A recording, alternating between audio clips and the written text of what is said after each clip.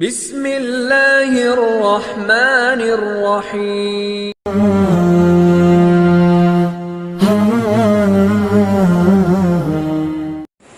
بسم اللہ والحمد للہ والصلاة والسلام علی رسول اللہ۔ رب اشرح لی صدری ویسر لی امری واحلل عقدۃ من لسانی یفقہوا قولی۔ معزز سامعین کرام، قرآن حدیث کلاسز آن لائن اکیڈمی میں ہم آپ کو خوش آمدید کہتے ہیں۔ السلام علیکم ورحمۃ اللہ وبرکاتہ۔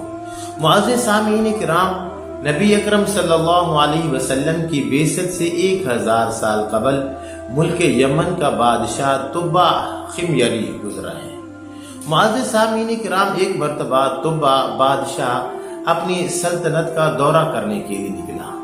اور اس کی قافلے کے اندر 12,000 علماء کرام اور حکماء حضرات اور 1,32,000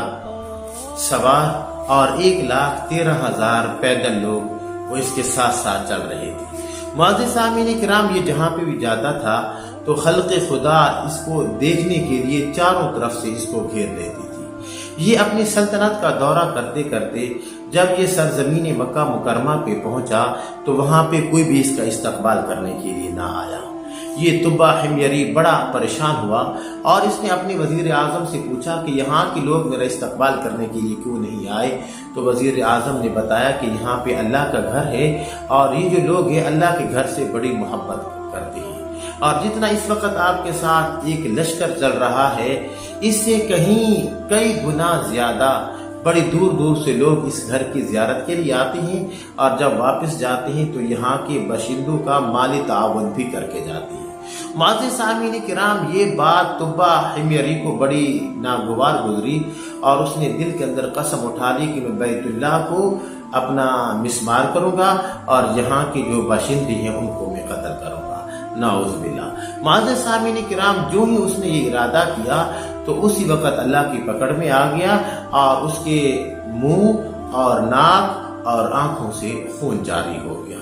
اور اتنی گندی بدبو اور اتنی گندی پیپ نکلنا شروع ہو گئی، اور اس پیپ سے اتنی گندی بدبو آتی تھی کہ کوئی دوسرا بندہ ساتھ بیٹھنے کے لیے تیار نہیں ہوتا تھا۔ معزز سامعین کرام، طبع حمیری نے اپنا کافی علاج کروایا لیکن اس کی طبیعت ٹھیک نہیں ہو رہی تھی۔ بالآخر وہ جو علماء کرام تھے 12,000، ان میں سے جو سب سے بڑے عالم ربانی تھے انہوں نے بادشاہ کا ہاتھ پکڑا، اور ہاتھ پکڑنے کے بعد کیا کہا کہ اس کا جو مرض ہے یہ تو اپنا آسمانی ہے اور اس کا جو علاج ہے وہ زمین پہ ہو رہا ہے۔ اور پھر اس نے کہا، اے بادشاہ سلامت، اگر آپ نے کوئی بری نیت کی ہے تو اپنی اس نیت سے توبہ کریں اور واپس باز آ جائیں۔ چنانچہ طبع حمیری نے دل کے اندر وہ توبہ کر لی۔ جب اللہ رب العالمین نے اس کو صحت عطا فرما دی تو اس نے اپنا بیت اللہ کے اوپر ریشمی غلاف چڑھایا، اور وہاں کے جو باشندے لوگ تھے ہر ایک کو 7 اشرفی بطور انعام کے تعاون کے، اور ہر ایک کو 7 جوڑے کپڑوں کے اس نے عنایت کی۔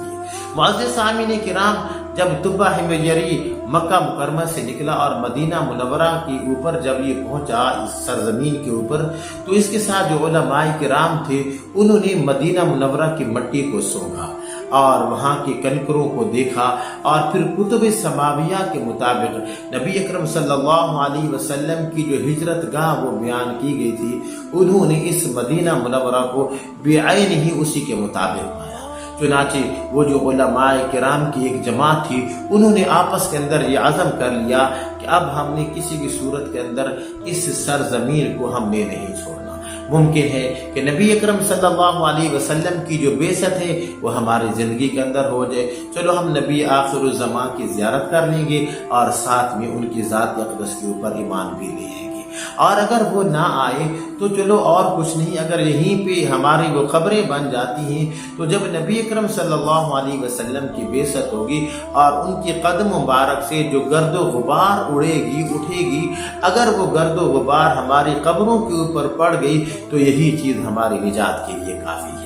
معزز سامعین کرام، جب بادشاہ نے ان کے اس عزم کو دیکھا تو بادشاہ نے اسی وقت 400 مکان تعمیر کروائے، اور وہ جو بڑے عالم ربانی تھے اس کے مکان کے ساتھ ہی اس نے 2 منزلہ تعمیر مکان کروایا، جو کہ صرف اور صرف حضرت محمد صلی اللہ علیہ وسلم کے لیے بنایا گیا تھا۔ معزز سامعین کرام، اور اس کے ساتھ ہی اس طبہ حمیری بادشاہ نے ایک رقعہ لکھا، اور رقعہ لکھنے کے بعد وہ عالم ربانی کے حوالے کیا، اور وہ جو علماء کرام تھے اس نے ان کی کافی ساری مالی امداد کی۔ مالی امداد کرنے کے بعد جو طبہ حمیری ہے اپنے ملک یمن واپس چلا گیا۔ معزز سامعین کرام، وہ جو خط تھا اس خط کے اندر کیا لکھا گیا تھا؟ یقین جانیے اس خط کے اندر ایسے الفاظ لکھے گئے تھے کہ انسان کی جو عقل انسانی ہے وہ دنگ ہو جاتی ہے، حیران ہو جاتی ہے۔ معزز سامعین کرام، اس خط کے اندر لکھا ہوا تھا کہ یہ خط طبہ حمیری کی طرف سے نبی اکرم صلی اللہ علیہ وسلم کی خدمت اقدس کے اندر لکھا گیا ہے۔ اے محمد صلی اللہ علیہ وسلم، میں آپ کی ذات اقدس کے اوپر ایمان لے آیا ہوں، میں اللہ وحدہ لا شریک کے اوپر ایمان لے آیا ہوں، اور آپ کے اوپر جو کتاب نازل کی جائے گی اس کے اوپر بھی میں ایمان لے کے آتا ہوں۔ اے محمد صلی اللہ علیہ وسلم، جب کل قیامت کے دن آپ اپنی امت کے لوگوں کی سفارش کریں گے تو مجھے ضرور یاد رکھنا، میں آپ کی اپنا ذات اقدس کے اوپر ایمان لاتا ہوں۔ ایسا نہ ہو کہ کل قیامت کے دن نفسا نفسی کے عالم کے اندر کہیں آپ مجھے بھول نہ جائے۔ اے محمد صلی اللہ علیہ وسلم، میں آپ کو نبی آخر الزمان مانتا ہوں، میں آپ کو سچا رسول مانتا ہوں، اور میں اللہ کو ایک مانتا ہوں اور اس کے ساتھ میں کوئی شریک نہیں ٹھہراتا۔ معزز سامعین کرام، اور پھر وہ جو خط تھا اس خط کے اندر یہ تو تحریر تھی، اور پھر اس بادشاہ نے کیا وصیت کی تھی کہ یہ جو خط ہے اس کو اپنے پاس رکھنا ہے۔ طبہ حمیری نے اور کیا کہا، عالم ربانی کے حوالے کیا کہ اگر تیری زندگی کے اندر نبی اکرم صلی اللہ علیہ وسلم آ جائیں تو ان کو یہ خط میری طرف سے پیش کر دینا، اور اگر وہ آپ کی زندگی کے اندر نہ آئے تو آپ اس کو اگلی نسل کے اندر منتقل کر دینا ہے، نسل در نسل اس خط کو امانت کے طور پہ رکھنا ہے، اور جب نبی اکرم صلی اللہ علیہ وسلم آ جائیں تو ان کو ضرور میرا یہ خط پیش کرنا۔ معزز سامعین کرام، پھر ایک وہ وقت آیا کہ جب نبی اکرم صلی اللہ علیہ وسلم مکہ مکرمہ سے ہجرت کر کے مدینہ منورہ تشریف لے گئے، تو جب آپ صلی اللہ علیہ وسلم مدینہ منورہ کے اندر جس دن آپ نے داخل ہونا تھا تو وہاں کے لوگ، بچے، عورتیں، بوڑھے، مرد، سبھی کے سبھی آپ صلی اللہ علیہ وسلم کی استقبال کے لیے آئے ہوئے تھے۔ معزز سامعین کرام، اس دن جو لوگ ہیں وہ مدینہ کی گلیوں کو صاف کر رہے تھے، اس دن جو بعض لوگ ہیں وہ اپنے گھروں کی صفائی کر رہے تھے، اور اس دن جو بعض لوگ ہیں وہ اپنے گھروں کے اندر اچھے کھانے بنا رہے تھے کہ کہیں محمد عربی صلی اللہ علیہ وسلم کی میزبانی کا شرف ہمیں حاصل ہو جائے۔ معزز سامعین کرام، مدینہ منورہ کے جو انصار تھے ان میں سے تو بعض ایسے بھی تھے کہ انہوں نے آپ صلی اللہ علیہ وسلم کی اونٹنی کی نکیل پکڑنے کی بھی کوشش کی کہ اللہ کے نبی آپ ہمارے گھر تشریف لائیں، لیکن نبی اکرم صلی اللہ علیہ وسلم نے کیا فرمایا کہ میری اونٹنی کی لگام کو چھوڑ دو، اس کی نکیل کو چھوڑ دو، اس کی رسی کو چھوڑ دو، یہ اللہ کے حکم کے تابع ہے۔ بالآخر معزز سامعین کرام، وہ جو اونٹنی تھی مدینہ کی گلیوں سے ہوتے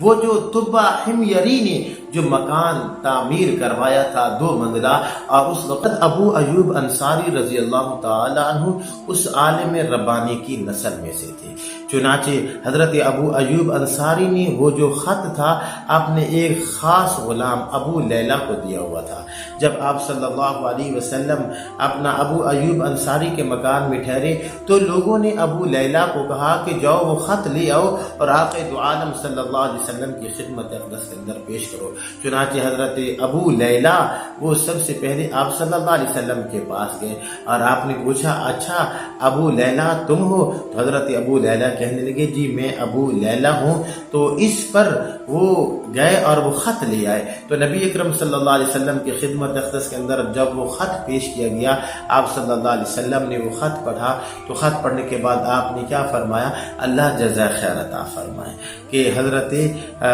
طبہ حمیری کو کہ وہ بہت بڑی وہ نیکی کر گئے ہیں۔ میرے دوستو یہ آپ صلی اللہ علیہ وسلم کی بعثت سے قبل 1000 سال اللہ نے اپنے محبوب کے لیے زمین کے اوپر مکان بھی تعمیر کروا دیا تھا۔ اس لیے تو کسی نے کہا ہے کہ محمد ہمارے بڑی شان والے۔ اللہم صلی علی سیدنا مولانا محمد وعلی آل سیدنا مولانا محمد وحسنی وجمالہ وبارک وسلم وصلی علیہ۔ معزز سامعین کرام، امید ہے کہ آج کا یہ واقعہ آپ کو بہت بہت پسند آیا ہوگا۔ بس ایک گزارش ہے، اس خط کو صرف اس واقعہ کو صرف اپنے کانوں کی سماعت تک محدود نہیں کرنا، بلکہ آگے آپ نے اس کو اپنا پھیلانے کی بھی کوشش کرنی ہے۔ بس اسی کے ساتھ اجازت دیجیے، اپنے بھائی قاری محمد زبیر حسن کو اگلے سبق کے اندر آپ سے ملاقات کرتے ہیں۔ تب تک کے لیے اجازت دیجیے۔ السلام علیکم ورحمۃ اللہ وبرکاتہ۔